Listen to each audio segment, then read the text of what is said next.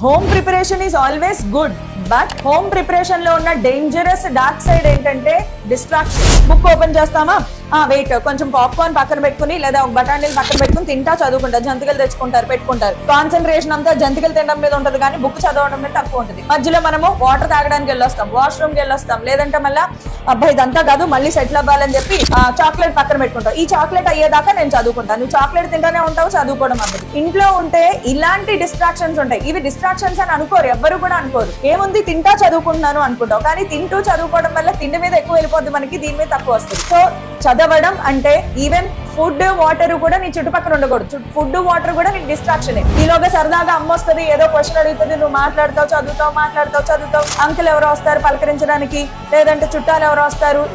ఇవి కూడా distractions. Social media డిస్ట్రాక్షనే కాదు, ఇవి కూడా డిస్ట్రాక్షన్స్.